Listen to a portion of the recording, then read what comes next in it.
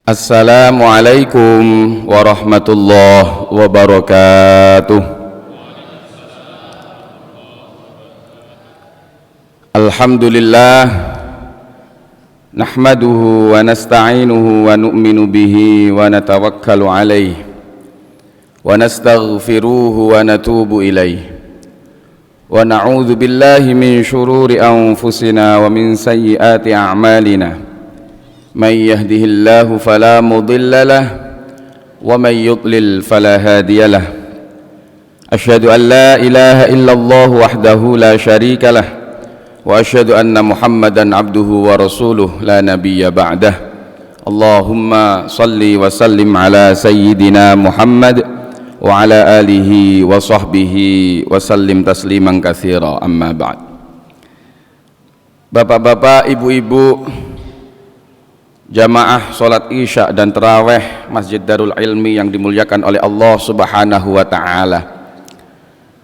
Syukur alhamdulillah kita masih diberikan kenikmatan oleh Allah Subhanahu wa taala, sehingga pada bulan Ramadan hari ke-20 atau malam ke-21 ini kita masih bisa menjalankan segala apa yang diperintahkan oleh Allah, kewajiban-kewajiban maupun amalan-amalan sunnah lainnya, puasa di bulan Ramadan, membaca Al-Quran dan lain sebagainya, sedekah jariyah yang mana kita niatkan untuk bertaqarrub ilallah, mendekatkan diri kita kepada Allah Subhanahu wa taala.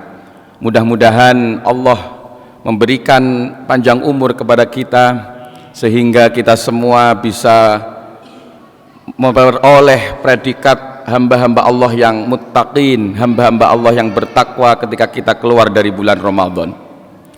Hadirin Bapak Ibu yang dimuliakan oleh Allah Subhanahu wa taala, kita bersyukur di negara Indonesia ini setiap bulan Ramadan selalu kita lapisi dengan tradisi-tradisi keagamaan yang mungkin tidak ada di negara-negara Islam yang lain. Salah satu contoh, di 10 hari terakhir di bulan Ramadan biasanya dan nanti akan terjadi bahwa orang-orang yang merantau di perantauan, di ibu kota, di kota-kota besar yang lainnya akan melakukan yang namanya tradisi mudik atau pulang ke kampung halaman.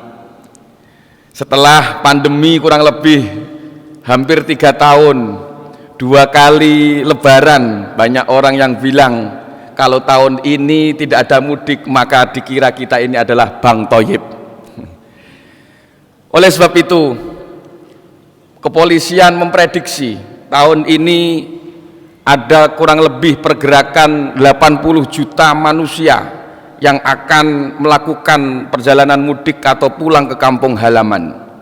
Maka di kesempatan kali ini saya ingin mengambil pelajaran bahwa yang namanya mudik, pulang ke kampung halaman, bertemu orang-orang yang kita cintai, berbagi kebahagiaan dengan orang-orang yang kita sayangi, adalah suatu hal yang sangat bermanfaat.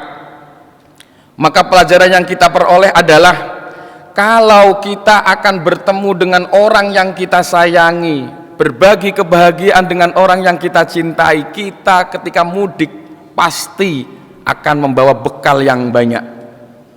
Pun demikian, kalau kita tarik suatu pelajaran bahwa suatu saat nanti orang yang selama ini mungkin tidak punya kampung halaman, tidak mudik, pada hakikatnya mereka akan mudik yang hakiki atau kembali kepada Allah Subhanahu wa taala. Jadi tradisi mudik yang ada di negara kita memberikan ibrah, pelajaran kepada kita hadirin, bahwa cepat atau lambat, suka atau tidak suka, yang namanya manusia hidup di dunia ini akan mudik atau kembali ke pangkuan Allah Subhanahu wa taala, kembali ke haribaan Allah Subhanahu wa taala.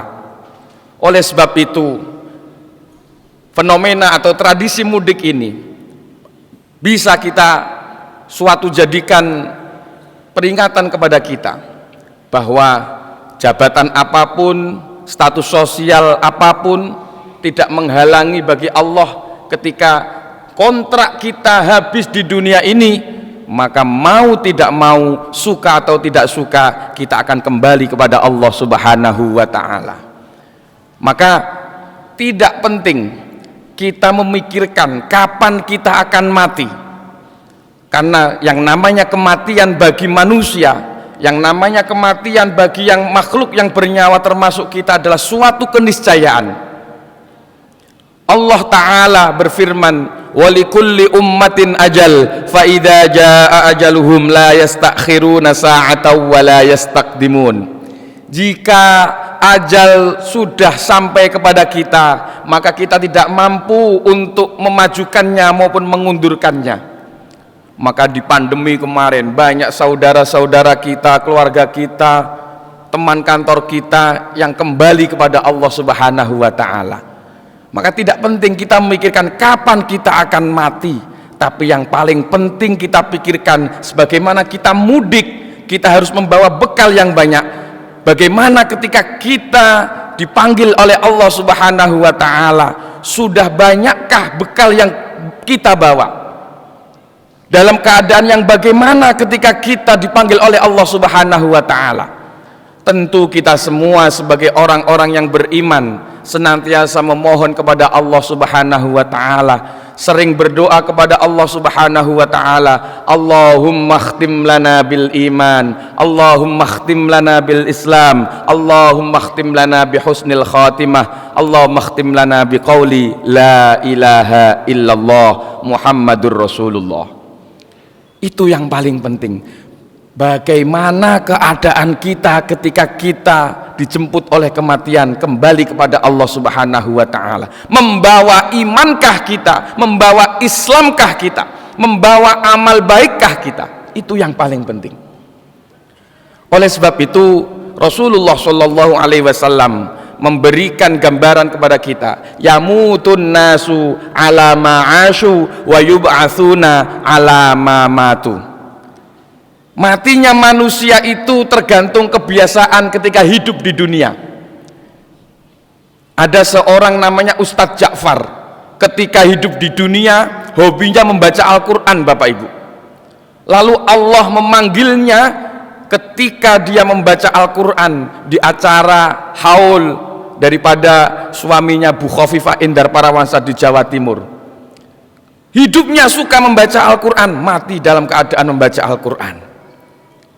Sebaliknya, jika kita senantiasa maksiat, berjudi, mabuk dan lain sebagainya, betapa banyak berita-berita yang akibat kecanduan oplosan bablas sampai meninggal, sampai mati.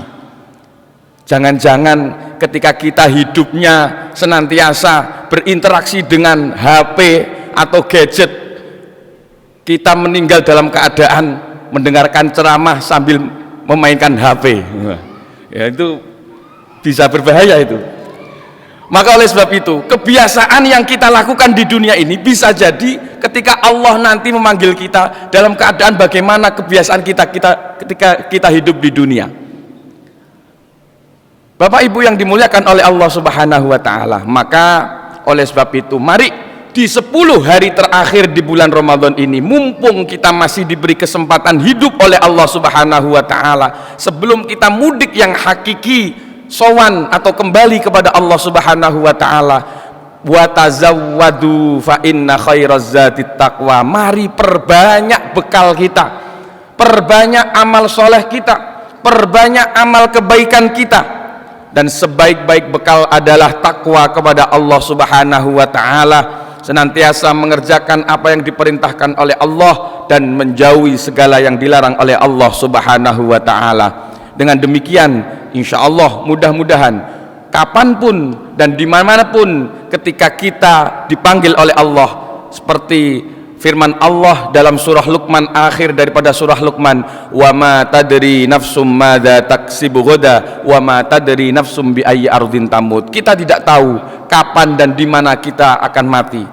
Tapi kalau kita senantiasa beramal soleh, memperbanyak amal kebaikan, terutama di 10 hari terakhir di bulan Ramadan ini, Allah menjanjikan kepada kita suatu malam yang mulia yang namanya malam Lailatul Qadar.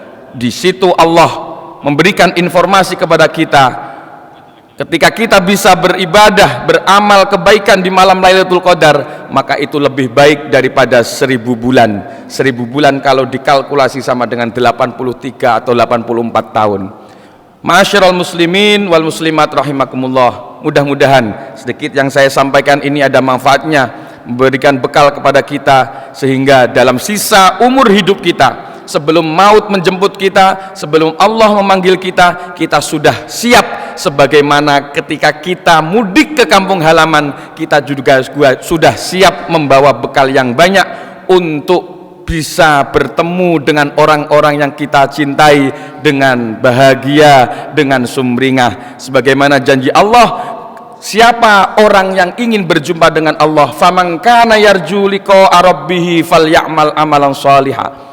Kepingin jumpa dengan Allah, perbanyak amal soleh, beriman, dan pintu masuknya adalah kematian. Mudah-mudahan kita dipanggil oleh Allah suatu saat nanti dalam keadaan membawa iman, membawa Islam, dalam keadaan yang baik, dalam keadaan yang husnul khotimah. Amin ya rabbil alamin. Kurang lebihnya mohon maaf. Wallahul muwaffiq ila aqwamit thariq. Wassalamualaikum warahmatullahi wabarakatuh.